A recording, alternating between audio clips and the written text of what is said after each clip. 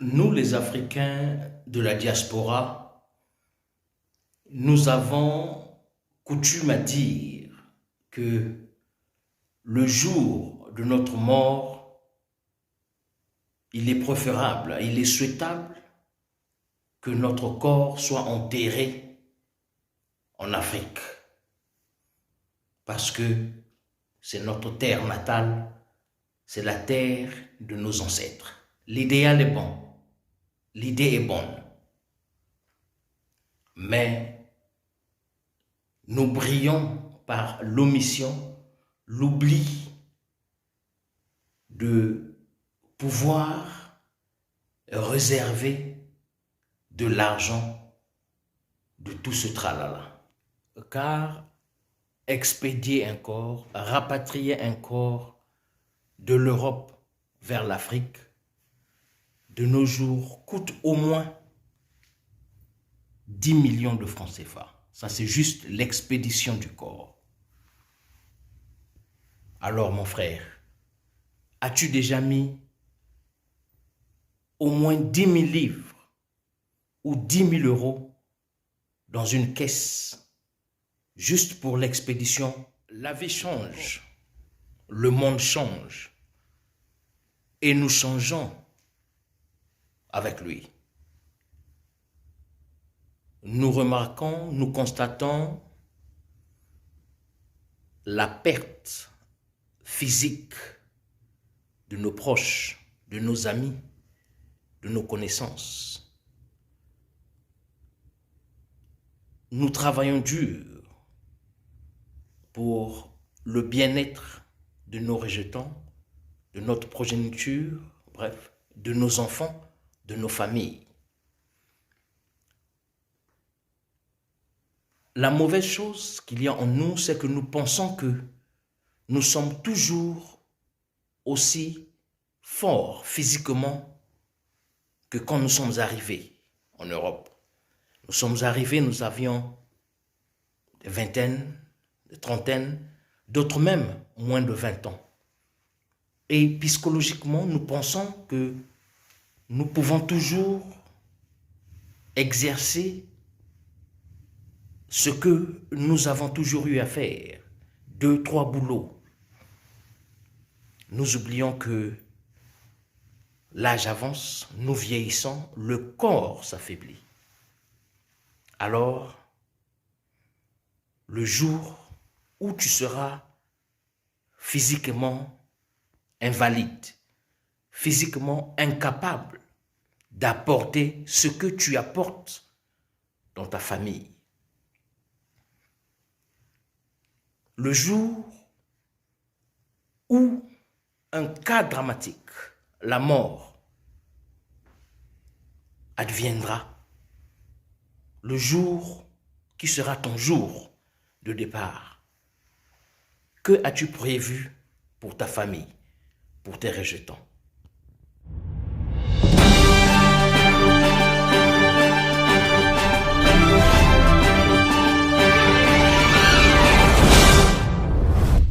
Salut et bienvenue sur Odyssey Academy, la chaîne YouTube qui t'informe, qui te forme sur le développement personnel, l'accession à l'indépendance financière et même à la liberté financière. Je suis Mike Boukedi, président fondateur du groupe Odyssey Investissement. Dans cette vidéo, je viens te parler de l'assurance vie. Qu'est-ce que l'assurance vie? Quelle est l'importance de l'assurance vie? Pourquoi doit-on, surtout nous qui sommes africains de la diaspora, pourquoi doit-on avoir une assurance vie? Pour répondre à la première question, ce que c'est l'assurance vie, il faut déjà noter que l'assurance vie n'est pas une assurance qui va te résurrecter, qui va te rendre la vie en cas de décès. Non, parce que je sais de quoi je parle, j'ai eu des amis africains qui m'ont défini l'assurance vie, qui ont même comparé l'assurance vie à l'assurance voiture. L'assurance voiture, si tu as un accident, si tu es fully covered, si tu es couvert à 100%, l'assurance va remplacer ta voiture, va payer l'autre voiture. Et ils pensent que l'assurance vie, c'est ça. Non. L'assurance vie, c'est déjà une garantie. Si tu signes une assurance vie de 20 ans ou dans laquelle, en cas de décès, ta famille, tes enfants, ta femme bénéficieront, disons, de 100 000, 200 000 euros, 200 000 livres après ta mort. Cela déjà va garantir une partie de l'avenir, de la vie de ta famille sans toi. L'assurance vie, incorpore aussi ce qu'on appelle critical illness. Critical illness, c'est quand tu es dans un état critique, une maladie incurable. Le cancer, par exemple. Il y a des assurances vie où, dès que tu arrives à cette étape, ils vont te débourser de l'argent pour que, de ton vivant, tu distribues ou pour t'aider même à faire face au traitement et aux soins de ta santé. Il y a aussi dans l'assurance vie le fait que ton assureur puisse accomplir ton vœu, le vœu d'expédier ta dépouille dans ton pays natal. Il y a des assurances qui couvrent cela. Je te prends un exemple. Nous avons, je crois, en 2018, si ma mémoire ne me joue pas des tours, perdu un nom, un grand nom dans le milieu du show business.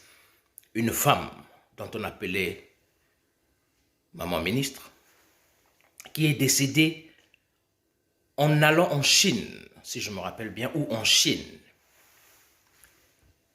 Son corps a été rapatrié en France, enterré en France.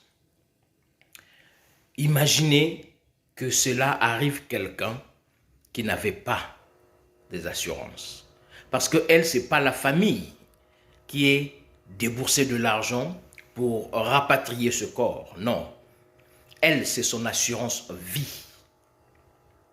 Dans son assurance vie, il était compris que par rapport à ce qu'elle cotise mensuellement, que son assureur devait s'engager, devait débourser de l'argent déjà à couvrir son crédit immobilier, à couvrir le rapatriement de son corps au cas où elle mourrait hors du sol français. Malheureusement, c'est ce qui est arrivé. Imaginez-vous que cela arrive à une personne, à une compatriote qui ne bénéficie pas de cette assurance. Oui, je sais, vous allez me dire qu'on a des mutuelles, des communautés, des musiquis.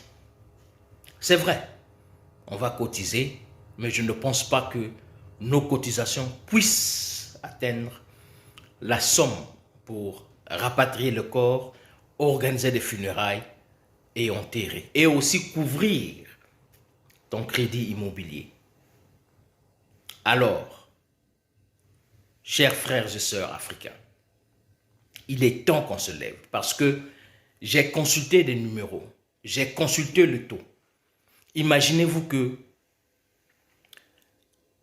96,69% des Africains vivant en Europe possèdent une voiture. Et ces voitures sont à 98% assurées. 98,12% des Africains vivant en Europe possèdent un téléphone, un smartphone. Et 76 de ces Africains ont assuré leur téléphone. 99% des Africains vivant en Europe possèdent des assurances sur l'électroménager, donc la télé, machine à laver, le réfrigérateur et j'en passe. Et 52% de ces appareils électroménagers sont assurés. Maintenant, là où le bas blesse, c'est qu'il n'y a que 4,18% des Africains de la diaspora ont une assurance vie. 4,18%. Alors mes frères, où allons-nous? Point n'ai-je envie ni besoin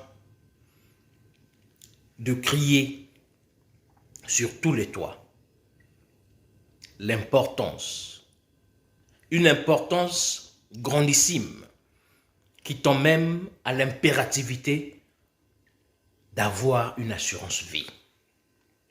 Oui mon frère, tu as un bon boulot, tu gagnes bien, tu as une société, tu as une entreprise, tu as une voiture, tu as ceci, tout est assuré, mais sauf tes arrières. Après, nous nous gonflons la poitrine. Oui, moi j'aime mon enfant, j'aime mes enfants. J'ai construit au pays, j'ai investi au pays. Ça c'est pour eux. Mon frère, ce n'est pas une garantie. Ce n'est pas une garantie. Nous connaissons tous la culture africaine. Nous connaissons tous la mentalité africaine.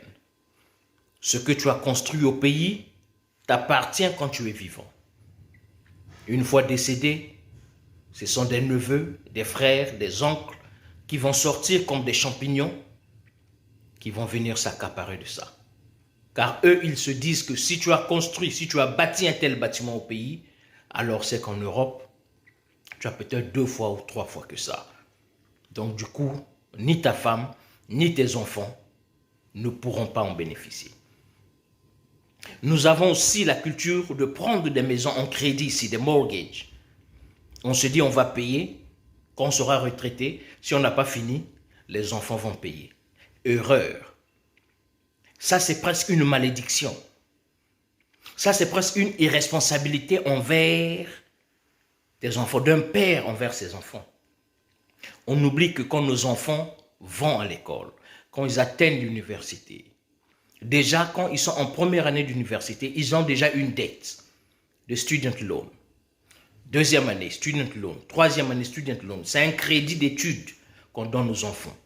Cela n'est pas gratuit. Et quand l'enfant finit son cursus scolaire, du coup, il a déjà des dettes. L'enfant sera dans la fleur de la jeunesse. Il va vouloir avoir sa propre maison. Il va acquérir une maison en crédit, une autre dette. Et tu veux que l'enfant accumule d'abord ses dettes et qu'il vienne encore prendre tes dettes. Es-tu vraiment un papa qui aime ses enfants? Es-tu vraiment un papa qui réfléchit pour le bien-être, pour le futur de ses enfants? Mon frère, ici à Odyssey Academy, à Odyssey Investment Group, nous avons un expert en assurance. Ce n'est pas un Européen, ce n'est pas un Américain, c'est notre fils. Il vient, il te consulte en long et en large. Il te parle des assurances, des types d'assurances qui seront taillés sur mesure pour toi. Alors, je vous l'expose. Je vous donne ces services, je vous recommande ces services. Si vous voulez avoir son numéro, si vous voulez avoir son contact, il vous consulte gratuitement. Chris Kabea, c'est son nom. Si vous voulez avoir son numéro, appelez-moi. Surtout, vous qui êtes en Angleterre. Appelez-moi Mike Boukedi, Odyssey Investment Group. Mon numéro personnel, le 075 76 98 38 98. Je vais l'écrire pour que vous me contactiez. Parce qu'il est inconcevable qu'on puisse avoir des assurances de voiture, assurance de téléphone, assurance de télévision, assurance machine à laver, assurance de quoi? Ces assurances qui ne nous rapportent rien, qui ne vont pas profiter à nos enfants. Des assurances qui enrichissent des compagnies d'assurance. Alors que l'assurance vie, au moins va venir en aide à ta famille. Il y a des assurances vie qui vont payer, repayer la scolarité de tes enfants. Il y a des assurances vie qui vont repayer tes dettes.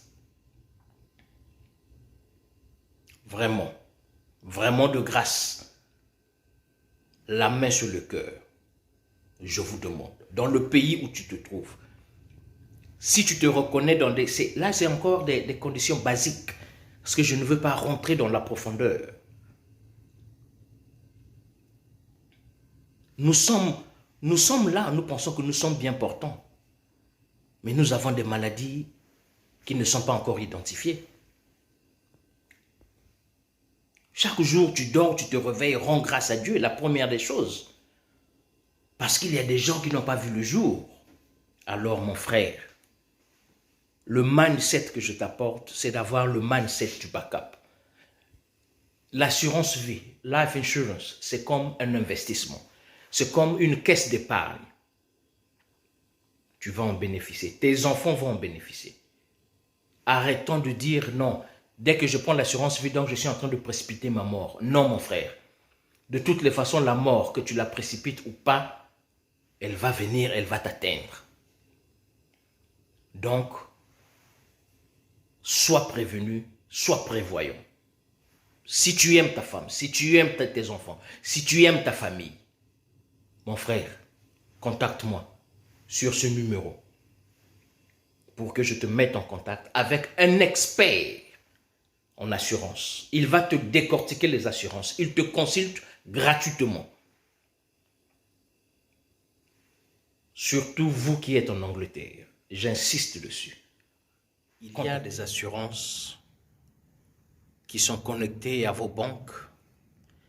Il y a des banques qui offrent des assurances vie. Si c'est ce genre d'assurance que tu as, c'est bien. Mais c'est pas tout.